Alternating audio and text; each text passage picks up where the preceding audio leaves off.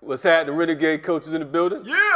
We are live with the Marvin Gaye crew. Let's get it. Let's get it. You know what I'm saying? They good to go. They was gonna bust a tune for y'all today. You still don't want me to do it? Probably not. Nah. Okay. Howsoever, today on this glorious day, you know what I'm saying? There's a couple people missing from the crew. Yeah. Kamau Franklin, our co-host, Word. his ass on the West Coast somewhere. West Side. Word on the streets.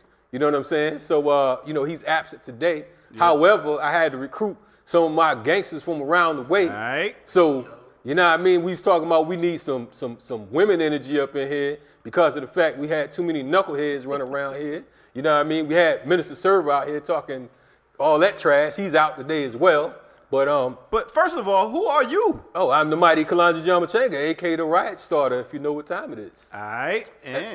And I'm rolling with...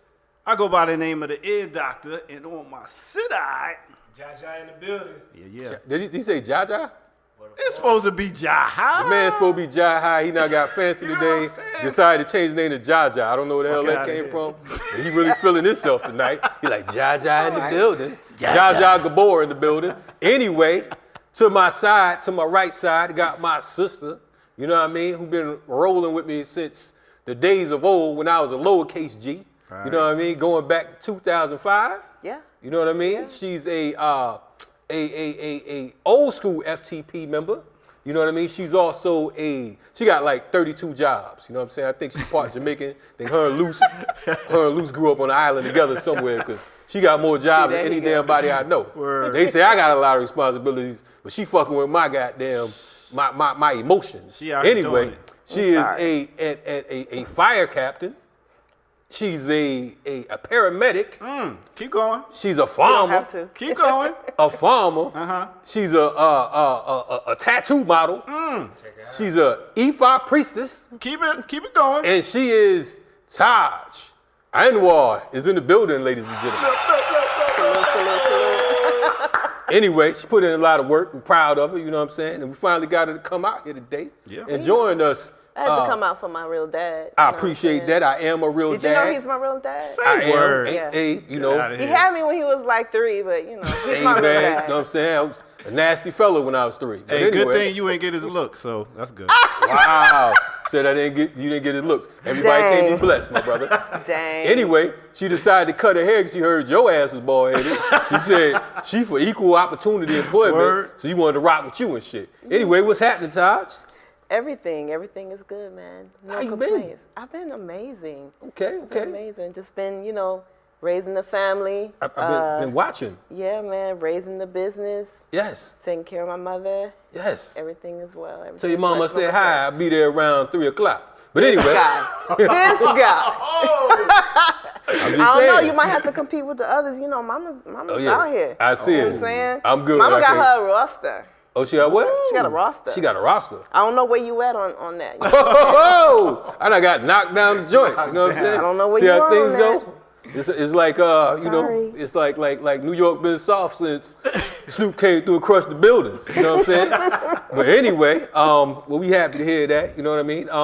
Today we got a few different things going on. First I want to kind of talk about what's going on with the farm and stuff like that. Tell us a little something about that. Well, the farm had been closed because of COVID, of course, so we didn't have the farmer's market last year. Okay. But I do the farmer's market from May to September-ish. As soon as it starts getting cold, we start shutting down. But farm is great. Farm is busting at the seams. We got vegetables coming out our ears. Chickens are doing well. Okay. Goat is doing well. Yeah. Got the goat in action too? Yeah. She got a goat in the middle ATL. You know what I'm saying? And then we got the real whole house. House. We're going to be delivering babies out of there. For posting. That's the real whole house. Not the real. You know what? You're talking. You had little accents. You know what? The real whole house. Let's go. I mean, I'm from the A. You know what I'm saying? I know. So sometimes words blend. The real whole. Yes, house. I like you said, it was real distinguished. She's in the real whole house. Okay. So that's where we'll be taking care of the mamas who don't want to go into the medical care system. Those who cannot afford home births, can afford to go to some of these local fancy birthing centers. We're affordable. Don't take any, public aid or anything like that. But if you low on the cash, you could just holler at me. We can work something out, a bartering situation, a paying situation, all of that. So I'm open to everything. So this is open to everybody, but mainly Black women. Yo, my sister's doper than yours. Yeah, Who you know can raise a goat, chickens, fight fires, give CPR. Yeah, you ain't even put she's a doula on there too. I because she's beyond a doula. I see. Man, deliver babies. You know what I'm saying? House them and everything. Raise dogs and everything. Yeah, still do my rescue dog. And be a mama. Yeah, and be a mama. Beatbox on Saturdays. You're dumb. And do bouncing. If you come to Renegade Coach act crazy, you get smacked up. Yo, anyway. your nephew Dub is about to move out. He got his own place, him and this girl. Okay. So yeah. Dub's about to move out. I remember Yeah. Dub was like, walking around talking about some sheaf.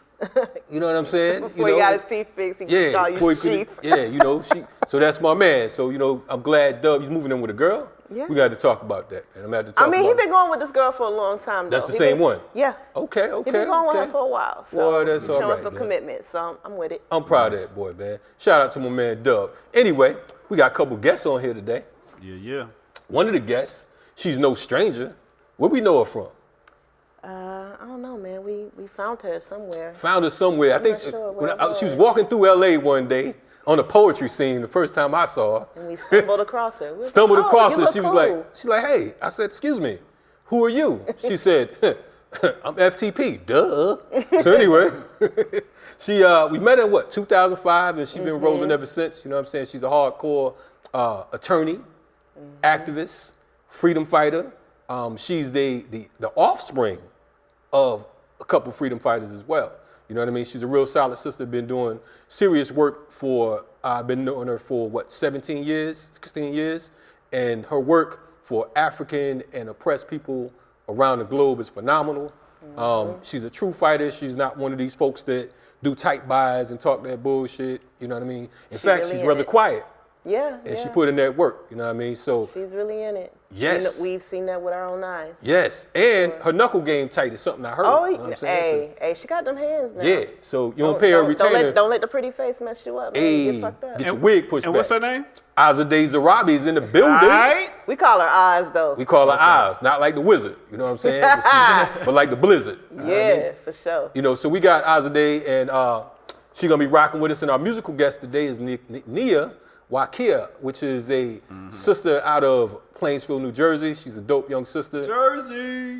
Yeah, somebody that got some sense coming out of Jersey. You know what I'm Dang. saying? Besides the ear doctor. Our brother chose us from Jersey. Chose us from Jersey. I love One of the most Chose. solid brothers we know. That's my brother, but I said somebody that got some sense. You know So what? Dang. Hey, we Dang. actually played some of her video on one of the past episodes, so please check we that out. did. Yes, We did. Yes. So she's a dope artist or whatever, and she'll be joining us as well. So you're listening to Renegade Culture. I almost forgot where the fuck I was at. You know what I'm saying? Because I'm trying to be like you and have 32 jobs. You dumb. You're listening to Stop Renegade saying that. Culture. Yes. And we're going to be right back at you in a few ticks. Family Block reunion. aisle. Ew. Yes. I'm way medicated, puff lying, lace sedated, and stay dedicated to culture that created the essence of the lessons now delivered in my presence. Kalonji called upon me, so now I pose the question: how is it that the blacks came in whips and chains, having nothing else to lose and everything to gain? Now niggas entertain for some whips and chains, a white dame and some fame. Is that shit not strange? What's happening, ladies and gentlemen? Ladies and gentlemen, I feel like I'm on some type of Soul Train Awards or some shit. Anyway, it's Renegade Coach. We're in the building. It's Kalonji Changa alongside. Beretta Scott King, Taj Anwar. Okay, Beretta Scott King. You know what I mean? That's all Don't right. be confused with Coretta, because she got the Beretta. Anyway, today our special guest is an attorney, activist, freedom fighter. So our homegirl, sister, third cousin removed, Azadeh Zohrabi. What's happening? Not much. Happy to be here. Thank you for inviting me onto the podcast. No doubt. And this is your first podcast ever, is that correct? It's my first podcast. I'm happy to be here. Okay. It's a perfect place to be. You know what I'm saying? If it was my first podcast, I want to be on Renegade You want to Culture. be right here. You know what I'm saying? I'm not only the client, I'm the president. But anyway, so bust it. Don't mind me. So bust it, talk to the people about like what's going on right now with Azadeh. What is some of the work that you're doing currently? You know what I mean? I know you from political prisoner work, from organizing against police terrorism, you know what I mean? Feeding the homeless, and just fighting on all fronts when it comes to colonized people. What are some of the things you're doing right now? Yeah, so I started, as you said, working on campaigns for political prisoners. The first campaign I worked on was the campaign to free Mumia Abu Jamal, which we still need to do. He was born in incarcerated in 1982, which is when I was born. Wow. I was born in Iran shortly after the Iranian Revolution. Both of my parents were part of that revolution as student activists, and they were both incarcerated. Forced to watch thousands of their comrades executed while they were incarcerated. My father was released. My mother escaped. We ended up making it to the United States as undocumented refugees. And I really just grew up thinking about how my parents' incarceration impacted my whole family. And I didn't know it at the time, but for generations. And because they were really traumatized by that experience and they weren't really open about talking about it, I started to read books that were written by US political prisoners to understand better what happened to my family. And that's how I started noticing that the same thing that happened to my family, people being arrested, incarcerated, executed for their political activism against oppressive systems, that was happening in the United States too. And when I started reading about the cases of political prisoners, I couldn't just be silent and just read about it. That was in my late teens when I became politicized around that. I worked on Mumia's campaign. I worked with an organization in LA called the October 22nd Coalition, working on bringing visibility and accountability to the lives that were stolen by police, by LAPD specifically. And got down with the FTP movement, got down with the organization called Sister Cipher that we started in LA under the leadership of Queen True Earth, who was one of my early mentors too. So really just began organizing with Black folks in LA and, connecting with you all and expanding that nationally and even internationally on a lot of levels. And doing that work, I really felt like that's what I wanted to do, but I didn't feel like I was being effective the way I was doing it because I was a part-time student here and there. I was working a full-time retail job, and I was doing everything I could in my off hours to contribute to the movement. And I started thinking maybe if I finish school, then that will put me in a position to be able to get full-time employment as a movement builder or contributing to social justice work. So I started doing that. While I was in community college, my partner was incarcerated, so I started spending all of my weekends visiting him. I started sending him things that were assigned to me to read in school. So found out one day that he got validated as a member of the Black Guerrilla family based on readings that I had sent him that were assigned to me to read in class. And I was like, this can't be constitutional. Like, this is one state institution where they're requiring me to read this political material. And in another state institution, if a Black man is in possession of this material, then he's validated as a gang member and he was put in solitary confinement indefinitely. So that's kind of what made me make up my mind around going to law school. Went to law school, was active in the movement to end indefinite solitary confinement. We sued Pelican Bay State Prison under the leadership of a team of jailhouse lawyers, actually, who went on 3 massive hunger strikes, probably the largest prisoner hunger strikes in world history, and were successful in winning the end of long-term solitary confinement in California. Now I'm working with incarcerated and formerly incarcerated people and helping them get into higher education. I know that getting a college degree and going to law school was transformative for me in terms of the way I was able to give back to the movement and the way I was able to advocate and have agency and move in spaces differently than I did before. So I'm really excited now to run the Berkeley Underground Scholars Program at UC Berkeley, the #1 public university in the world. And we are working with incarcerated students, folks that have done 10, 15, 20 years, and they're coming home and getting into UC Berkeley and going on to PhD programs, law school, master's programs. And I'm really excited about what's going to be possible in the next 5, 10, 15 years when we have people who have those kinds of backgrounds running for office, teaching classes, leading organizations, and really being part of transforming the systems that have harmed them so much. That's nothing short of like Dope as fuck.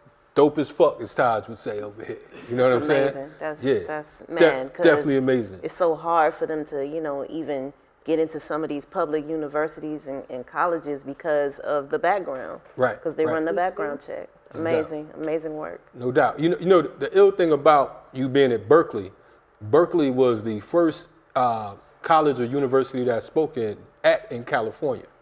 You know what I'm saying? The very first. Back. Huh? We got to bring you back. Without a doubt. And to attest to your work, the very first time we met, I was speaking in LA. And I remember you came up to me and you said that someone wanted to speak to me on the phone, and that was your partner at the time. And he was like, he's in prison. So I was fucked up because of the fact that at that time, I didn't know anyone that had cell phones in the joint. I'm like, he's in there right now? So he's like, I spoke to him and he's like, yeah, we'll take my number down, so on and so forth, and we'll talk. So I'm like, man, this dude, he plugged. He telling me to take his number down and call him anytime, and that was the business. So I was fucked up. I'm like, man, they do it different in Cali. But you've always been on that work from LA to the Bay. Mm-hmm. Moving along on that level, like you're in California. I know you worked with the Black August Organizing Committee as well. We worked that thing together as well. And with Black August, I remember at one point there was 33 prisons in the state of California. What's the number on that right now? It's about the same. We have been successful in releasing a lot of people from the state prison system. There was a case, a couple of cases that went up to the Supreme Court, and the Supreme Court of the United States basically said California's prison system is unconstitutional because it's overcrowded and it's leading to unconstitutional health conditions and overcrowding. So we have, the state has released or reduced its prison population by probably close to 100,000, if not 100,000. And that's been great. We've seen a lot of, especially elders, be released, folks that had been in Pelican Bay in solitary confinement for decades. A lot of them are home now. I've got to have lunch with them as free people, and that's been incredible.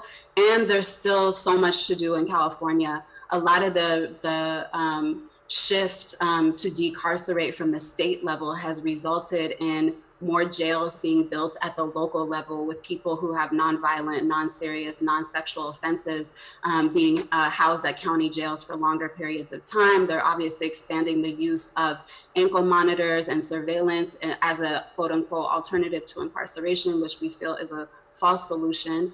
And they have recently committed to closing some of the state-run youth facilities, which is progress. There's been a lot of folks who have been working on that for a really long time. California has a big incarceration problem with the youth too. So there's progress being made, but it's been to the credit of a lot of the organizers. There's a lot of strong organizing that's happening up and down the state of California. And there's still a lot of work to do. I'm an abolitionist, so I'm working towards the day where we don't have any police and we don't have any jails and any prisons, and we come up with more life-affirming ways to deal with harm in our communities rather than locking people up. No doubt, yeah. We're abolitionists. And for the listeners, when you say an abolitionist, because of the fact we have a lot of new folks out there, you know what I mean? And we have a lot of folks who think they're thinking, a lot of new organizers, so on and so forth. Define abolitionist when you say you're an abolitionist.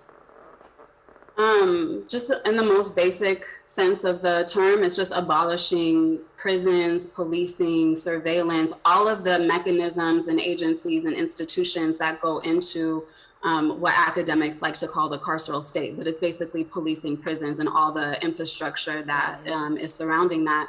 And it's both a process of destroying those and deconstructing those, and it's also a process of building up what we actually need in our communities to keep us safe without relying on policing and punishment.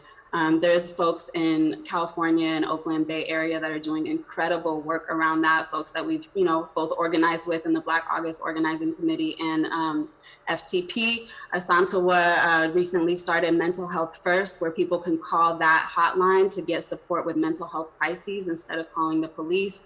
Community Ready Corps is doing a lot of work around Oakland and the Bay Area to make sure that the community can rely on ourselves and we can build institutions and infrastructure infrastructures that we can rely on instead of these systems that have been harmful, even for folks that, are seeking justice through these systems. A lot of times there's not accountability through those systems when someone is harmed. It's only focused on punishment and incarceration. And a lot of times survivors of crime need a lot more than that to feel whole again or to feel safe again. And abolition is about building those processes, those infrastructures, those circles, those whatever we need in the community to keep us safe.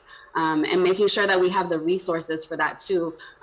There's billions of dollars that are wasted on policing in prisons. And if we even had a fraction of that to invest in community-based solutions, we would be so much safer than this cycle of incarceration and criminalization that hasn't been working to keep us safe. No doubt. You listen to Azadeh Zohrabi, and I said that with a crazy ass accent. But anyway, I want to definitely shout out some of the folks that you named, the Santiwa cat who ran for mayor, who came pretty close, and I'm sure she'll be back again. My man Turha and Che, and also Councilwoman Carol Fife, who's on the city council right now, Mike Chang, you know what I mean? Hey. OG Shaka, and the rest of y'all out there putting that at work. We're here with Azadeh Zohrabi. We got Beretta Sky King, Taj Anwar, Blup. And I'm your man, Kalonji Changa, aka The Riot Starter. We will be back in a few ticks. Renegade culture, fuck what you heard. I'm black dynamite, I'll blast you with my nitros. Spit a dope piece with a gold piece in a book with 5 disciples. We channeling root mind, the revolution sparker. With 8 bars, cigar smoking some dark room on the altar. Watch the data work, Kamoja off the stage without a hype man. Electric verses turn the great crowd into light rain. Flood psyches with an LB, some brain food that's got high fly wisdom. Call Starseed, the enlightener, that's side rock.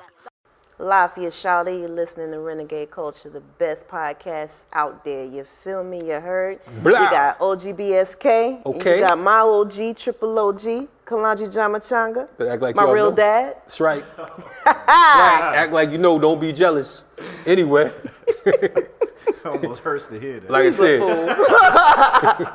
Anyway, Taj. So, I had a question about when you were talking about de-escalation and community policing out there. I'm real good and real tight with Pop T Rogers out there in LA. And we often talk about how folks in the community used to be trained, maybe early 2000s, trained on de-escalation tactics, actually took classes with the police, some community type based classes in which they learned tactics on how to get folks who are having some type of psychological emergency to how de-escalate that, or they have other things going on, such as a crime happening at the time, because they know the folks in the community, they can, have that relationship to kind of de-escalate the situation. Is that still happening out there? Yeah, I think that's really aligned with what Asantewa and others are building with mental health first. And I'm sure it's happening at other places that I don't know about, but I think that's really, really important work. And I think that what's really profound about the way that they did it is that they organized it themselves without waiting for anyone, without, we have to get grants or we have to do, they really organized it and launched it themselves. And now through the policy and organizing work that they're doing by having both that inside and outside strategy, they're creating mechanisms for funding that's being directed to things that we don't want to be redirected to a program like that. So I think it's really important that we do start at the community level by building the solutions that we want to see, and then working on the inside through the different pathways and access that we have to government and resource allocating spaces to make sure that the solutions that we create get funded. And I think that's a really good approach that they're doing, and I bet it's happening around in other places around the state and around the country as well. Yeah, definitely. We got to definitely get Asantewa on here as well. She's been putting in that work for years. She's a part of our San Diego chapter of FTP, and then she ended up moving to the Bay herself, and she been kicking ass and taking names. She started off on some shy shit. Now she on some we don't give a fuck, burn it down. So definitely salute to her for for sure. And that's the beauty of organizing right there. You know what I mean? And what you talked about around political education.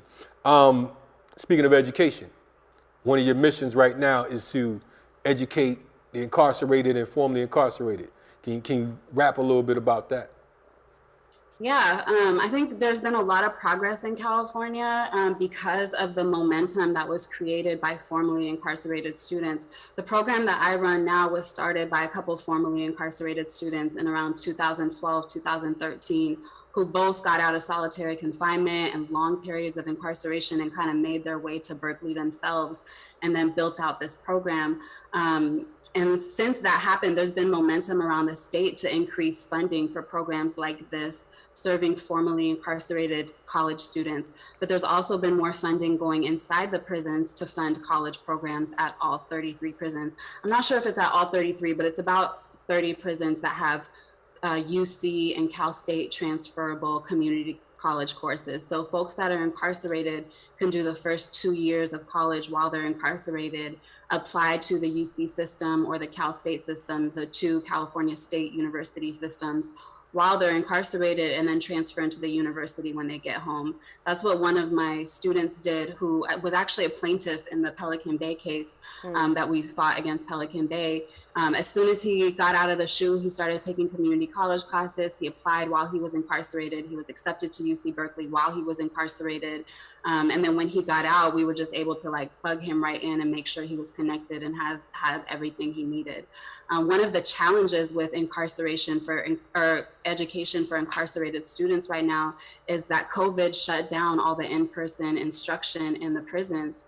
And so a lot of the community colleges that were going in to offer in-person classes have now switched to correspondence classes. And many of those colleges are saying that when the pandemic is over, they're going to continue doing correspondence courses because it costs less, it's easier for them, and they get the same allocation from the state. So right now, myself, an organization called Project Rebound that works with incarcerated students at the Cal State level, our policy fellows that I've been working with in training are working on a bill called the Incarcerated Students Bill of Rights, which would require the Department of Corrections to, one, prioritize nonprofit educational providers, because the other concern is that now that Pell Grants are being reinstated to incarcerated students, we're really concerned that a lot of these predatory colleges, like Trump University type institutions, are going to move into the prisons and try to exhaust these students' Pell Grants with certificates or degrees that are not worth more than a piece of toilet paper. So this bill would protect the education by requiring it to be with regionally accredited nonprofit educational providers, and it would require that they prioritize face-to-face instruction so that students are getting not the same level of instruction that they would when they come home, but at least they have that interaction. They're able to ask questions, they're able to interact with their peers, and it'll better prepare them to be able to participate as a normal student when they come home to these campuses. These motherfuckers have rackets upon rackets upon rackets and it's like the average citizen, they're not thinking about the fact that even with education, you know, these capitalist bastards have their claws and paws, you know, deeply, you know, ingrained and just really just eating everything that comes across the table. Mm-hmm. You know what I mean? Mm-hmm. So that's a very important component of when we talk about, you know, the profiting off of the bodies. You know what I'm saying? Mm-hmm. And California has been known for having deplorable conditions. It's been known for its treatment of quote unquote inmates. You mentioned SHU, the Security Housing Unit. You know what I mean? Tell people for folks who are not familiar, what the SHU is. Yeah, the security housing units are the maximum security solitary confinement units in California prisons. Pelican Bay is one of the big notorious ones. It was opened in 1989. The cells there in the SHU are basically like concrete tombs. There's no windows in the cells. It's just all concrete. The folks that were incarcerated there were there for at least 23 hours a day, sometimes 24 hours a day. The 1 hour that they got out of their cell was basically in another cage outside, but the top was covered, so they could never see the sky. And some of the people that we had as plaintiffs on our case were on the first bus to Pelican Bay in 1989 when it opened, and they were in those same cells in 2011, 2012 when we started working on this lawsuit. Again, with no windows, no human touch. The visits that they get are only 1 hour behind glass. So we had people who had never touched their loved ones for 10, 20, 30 or more years. You know, Chip was incarcerated for 51 years and he just recently passed. So people like that had done decades of time and had not seen a tree or not seen the moon or not seen a bird fly by were able to finally see nature and touch their loved ones for the first time in decades after we won that lawsuit against Pelican Bay, which, you know, the state fought really, really hard against us on that case. Kamala Harris was the Attorney General in California at that time. And they fought us really hard to keep that practice of being able to put people in the shoe indefinitely based on their political and cultural ideology.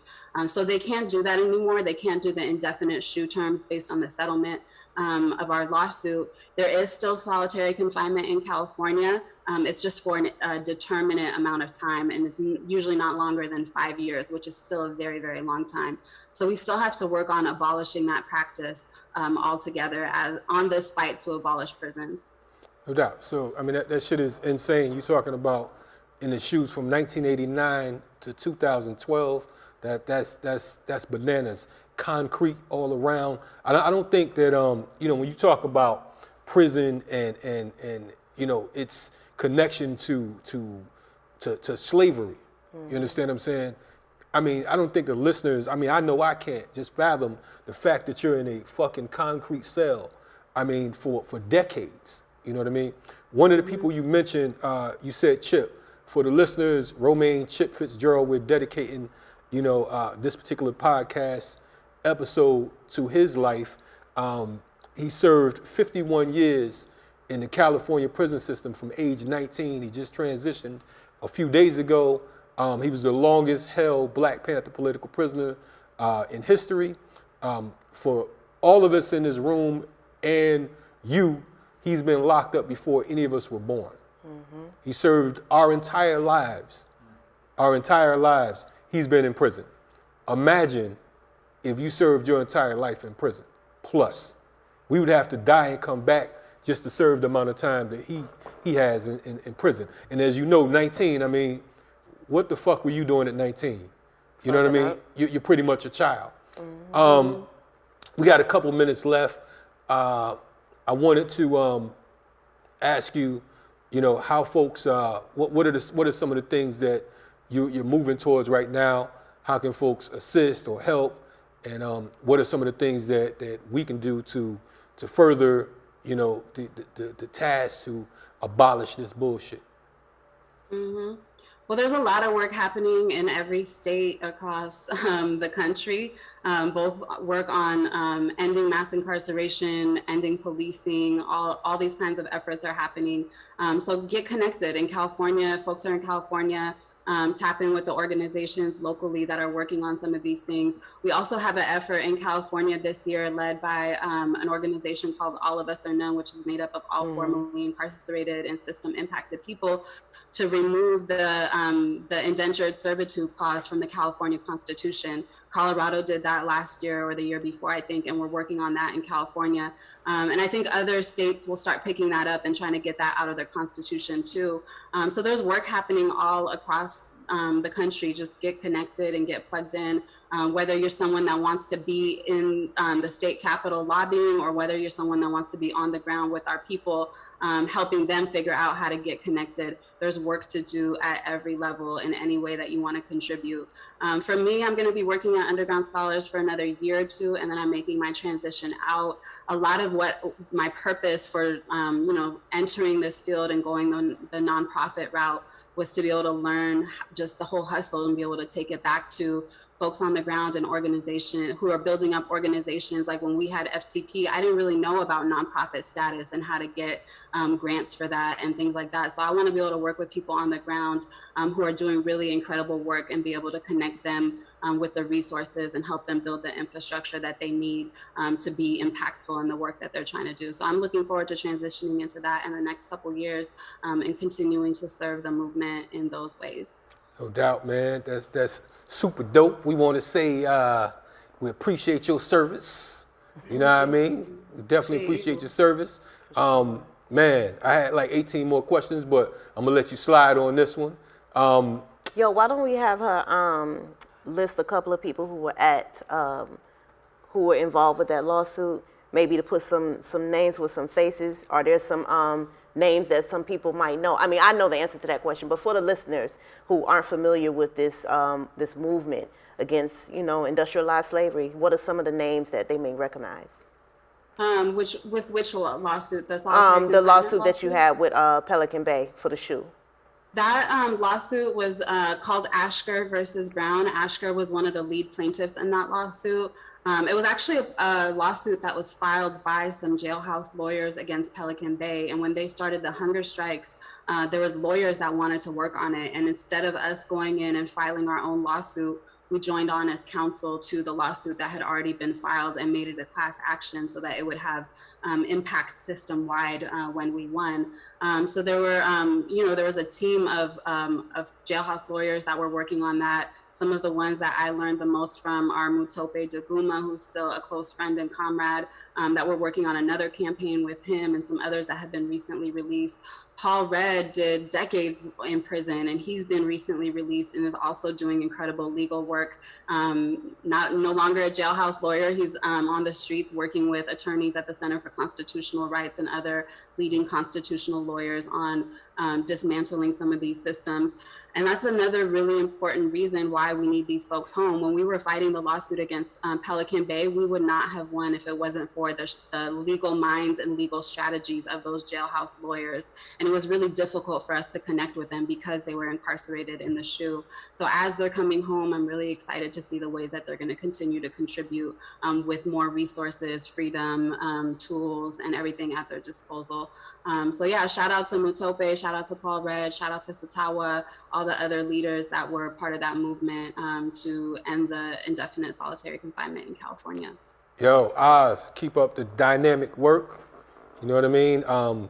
We don't get to talk too often, but you know what I mean? It's always the same whenever we do. You know what I mean? Definitely, man, I know it's no greater joy than to see, the captives set free. You know what I mean? It's no great, I don't think that people understand the feeling when you know that your comrades and those who have been putting in this work for so long are finally, the dragon flies out the cage. You understand what I'm saying? No better joy. So I salute you as always. Keep up the solid work and, stay dangerous. Thank you. So much love to both of you. It's so good to see you. And hopefully I'll see you both on the West Coast soon. For sure. No doubt. We're going to be over there soon. Oz can cook too, by the way. Huh? Oz can cook. Oz can cook? Yeah. Your Oz. She can burn. So Oz, I've been knowing you for 17 years. And, she can burn, yeah. You're both invited over for dinner. Oh, hey. Thank you. On the West Coast. Whatever. Anyway, be safe. We'll wrap at you in a minute. Love you, All sis. right, no doubt. Salute. It's all connected, form a web like an Anzi. It's the people, Siafu is the army. Start a top contender, oil plots a new agenda. They even breathe on the track, sucker MC for dinner. All that garbage I penning, this right here's the ending. Words the venom getting wrapped in Egyptian linen. Coming for head this rapper, Kali will shake the rafters. Only thing standing after, walking natural disaster. Rapture. What the deal is, Renegade coaches in the building. I think we need to do some kind of tribute for like MF Doom. You got some, Taj? Let's see. Living off borrowed time, the clock tick faster. That'll be the hour he knocked the slick blaster.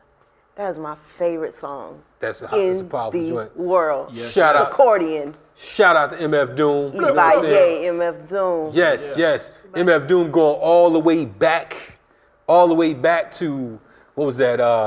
KMD. KMD, Sev Love X. Peach Fuzz. Yes, Peach Fuzz in the building. Matter of fact, that's when they was rolling with Nuwabian Nation or whatever. Right? Yeah. For a minute, I Dr. thought York and all them. they was rolling with York and everybody, you know what I'm saying? They was doing their thing. Anyway, Renegade coaches in the building. We have, today happens to be the commemoration of Gil Scott-Heron's 72 born date. He'd been 72 years old today. Gil Scott-Heron, for those of you who are unaware and new to this game, he's one of our most profound freedom fighters slash artists. Matter of fact, I did an interview today with Bilal Sunni Ali from the Midnight Band. yeah, you know what I'm saying? Baba yes. Bilal, and he broke down what went on with that. You can catch that on Black Power Media on my other show, Riot Starter TV.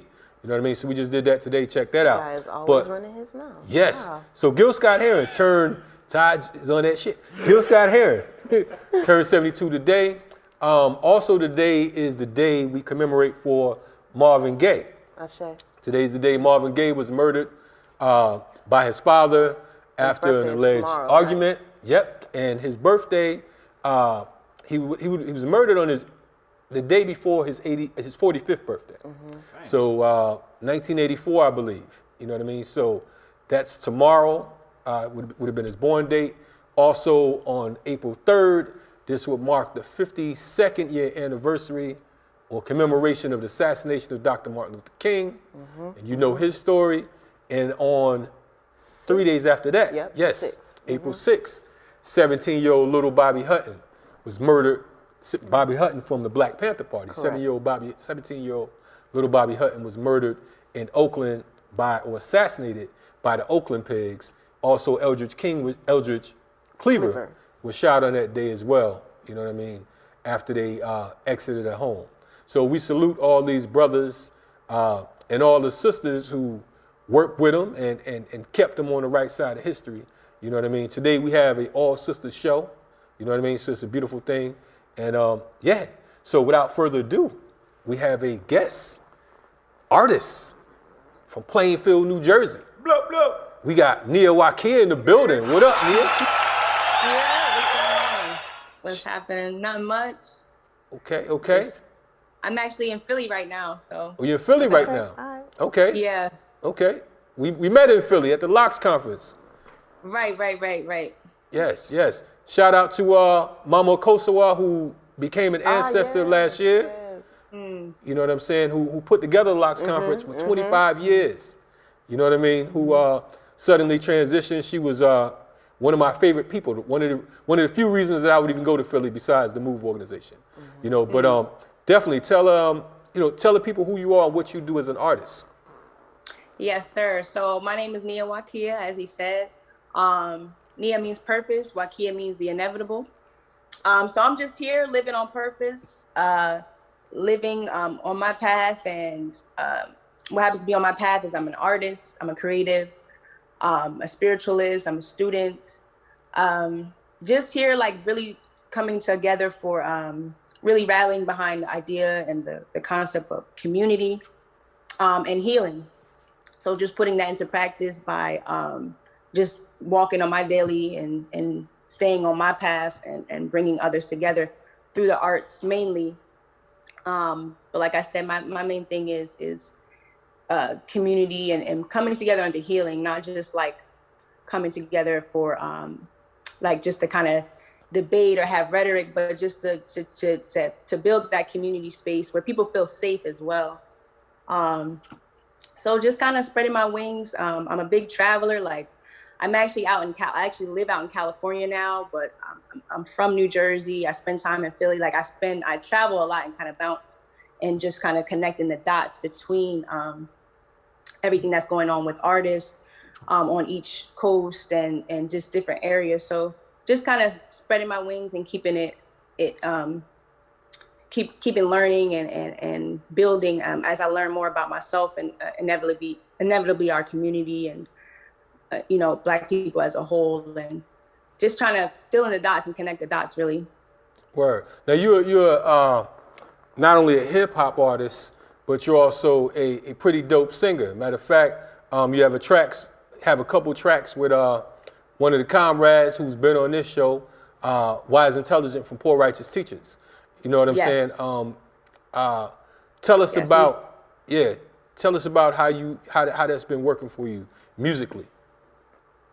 Yeah, so I mean, like we were talking the other day, like I'm very much kind of out here by myself when it comes to music, but I like to connect. Like when I got into hip hop, it very much elevated me, propelled me for that more communal aspect, and that's something I'm always looking for, especially nowadays, where you don't really kind of see that or get to feel that often.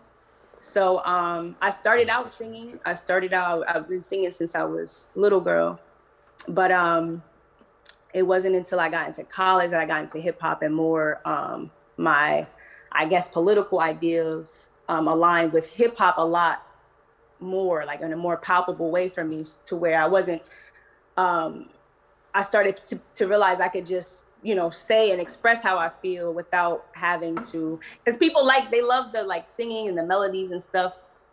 That's like real cute to people. But when you start like challenging ideas and sparking conversation, I began to see the difference between singing and hip hop. So I kind of live between those two worlds where I can spark conversation with the hip hop, but still hit them with something that's soft on the ears.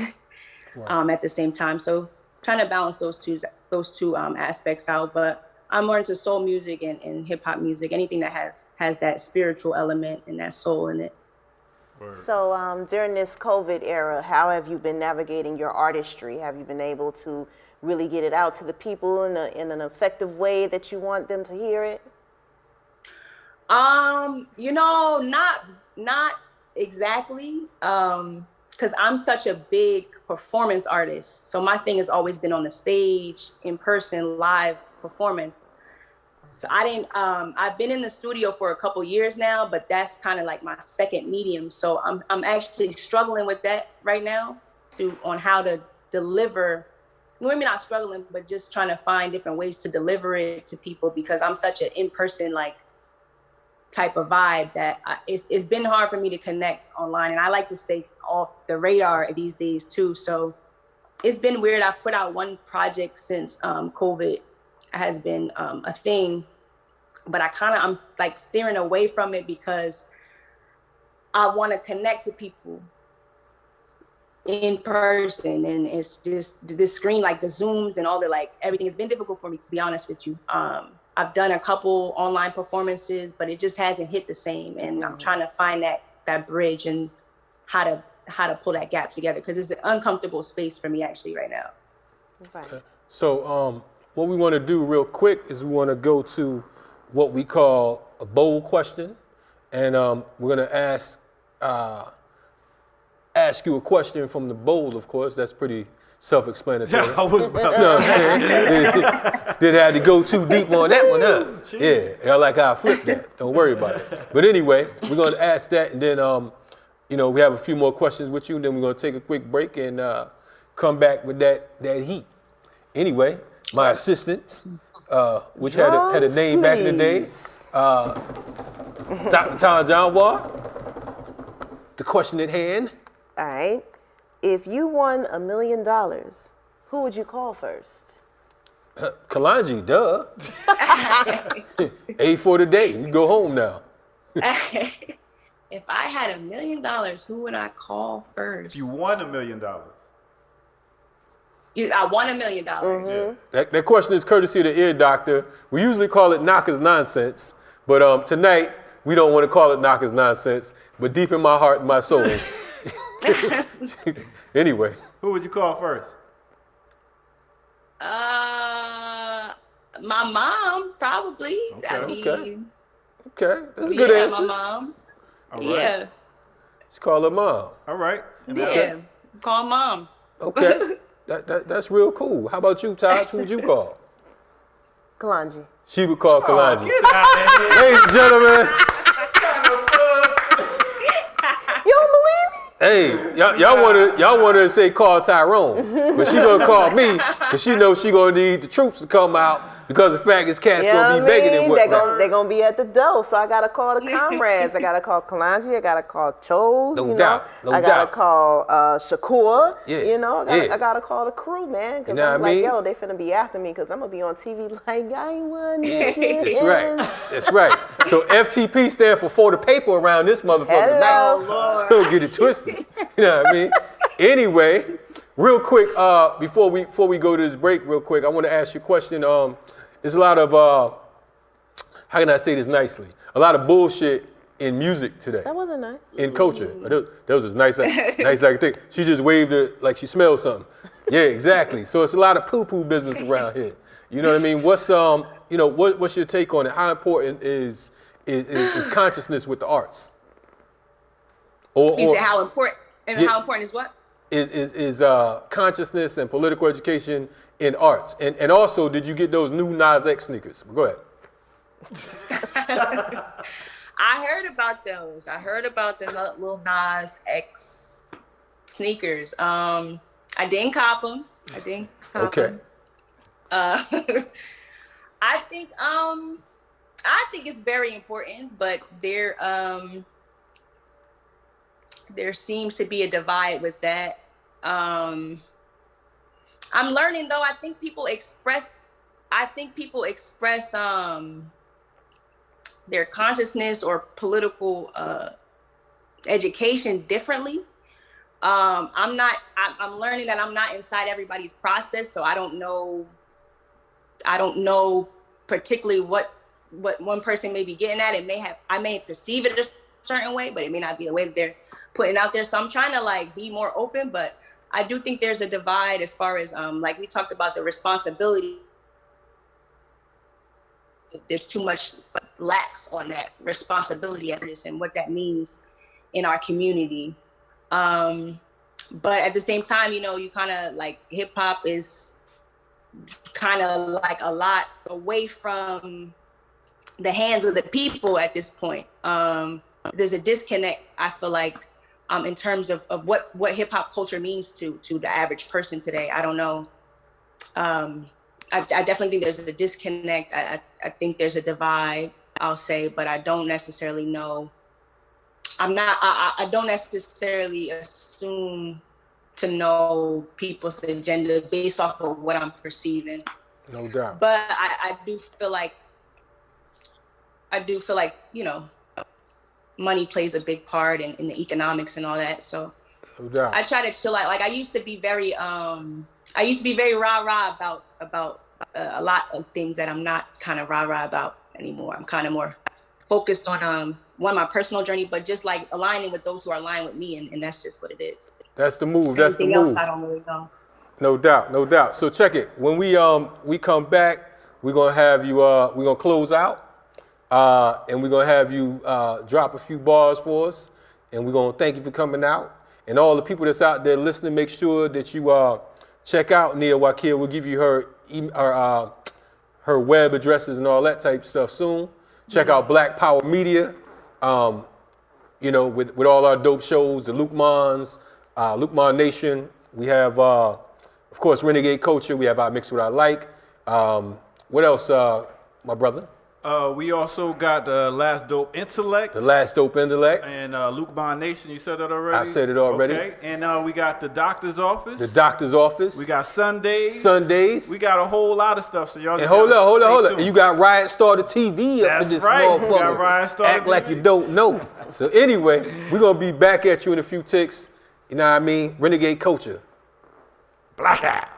We headed for the times of the 9, watch out 6. Sun cycle on the rise, moon cycle out the mix. Living on this planet of the snakes and the crucifix. Pardon self as I unk my way through, marching with my A-boom boom, making my debut. Like great balls of fire, nothing could save you. In these replenishing times, I honor my dead, making my ancestors proud when it's off with your head. All right, Sister Nia, can you give us your social media, where people can hear your music, where people can support your products? Whatever you got out, how can we get in contact? Yes, for sure. So my social media right now, I just have Instagram. I actually started my page over, so feel free to follow me at Nia Wakia. It's NiaWakiah. And you can find my music on most streaming platforms, Apple Music, Spotify, SoundCloud, Bandcamp. Just Google Nia Wakia and it'll come up. No doubt. So what's For up? sure. So somebody said you had some bars. Yeah, I heard you had some heat. You know what I'm saying? Yeah. I heard you was out here I spitting. do. I got What's some. good? I What's got good? some Let us heat. hear it. Let's hear it. Yeah. All right, so now don't take this as disrespect, but I'm tired of niggas repping the set without showing the woman respect. So tell me what we got to do to get some reciprocity, because right now, the only thing that's stopping me is a man in the industry who gon' fear me then copy me. Shit, still ain't topping me. So what you topple over me? So what you 6'3"? I'm proud to be a woman in the game with a fair to acknowledge me. Probably won't be properly crowned because a nigga taking up space who don't know how to use a verb or a noun. Now how that sound?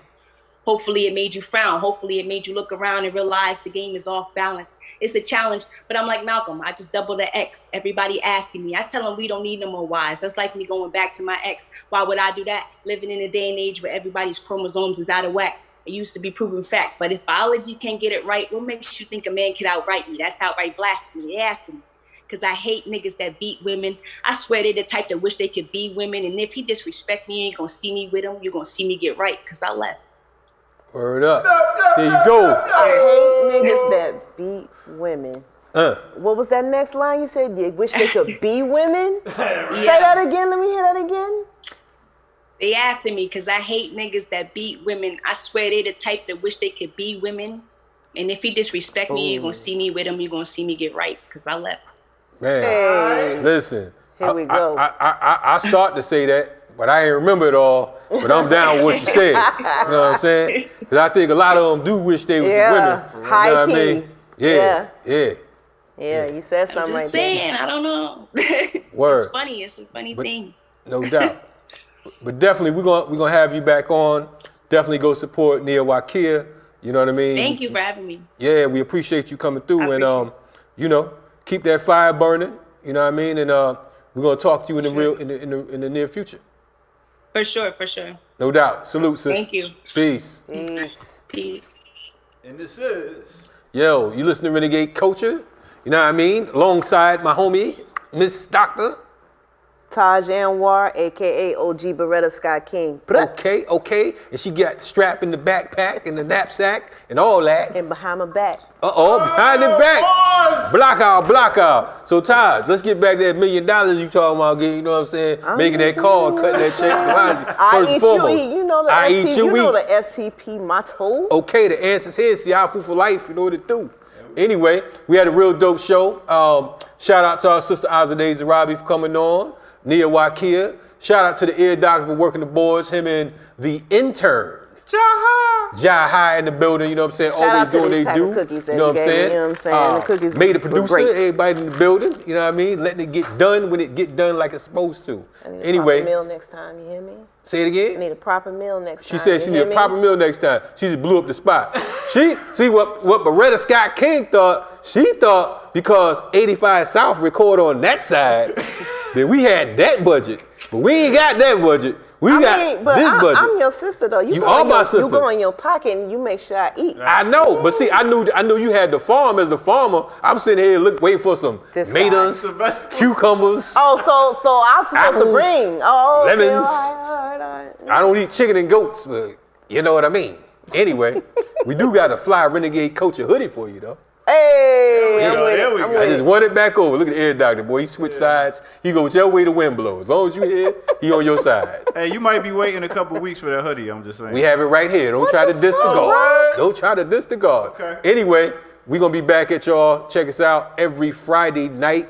You know what I'm saying? The Black Power Media. What time we air? 9 p.m. Black Power Media. Check it out. No doubt. BlackPowerMedia.org. Also support our Patreon is what? Our Patreon. Black Power Media. Patreon. Okay. Didn't y'all hit some benchmarks on that? We did hit some benchmarks. Yeah. We got talk about that. Yeah, we got what? How many folks supporting us right now? Don't give me the line, but it's a lot, and we appreciate it. We love y'all. Yes. Keep supporting us. We didn't call out our Patreons today because Kamau's not here, but we will next week. But and you I hit will the fuck goal, your though. names up Yes. again. But you hit the goal though, yeah? We hit one of the goals. Okay. Right now, we're trying to get up to a tad bit more because of the fact that it takes. These words cost, man. Yeah, it takes donations for the nation. Right. But anyway, Freedom ain't free. no doubt. We got a whole lot of dope shows under Black Power Media. We're looking to do the BNN, as they say, the Black CNN. You know what I mean? And we're definitely grateful. Taj, salute. Appreciate you coming through tonight. Yep. Don't drop, knock break the the bowl. bowl. Second bowl. You don't want to knocked put out. this damn glass bowl in front of me? Word up. We Shit. and we Too much shit on the Renegade table. culture, and we out of here.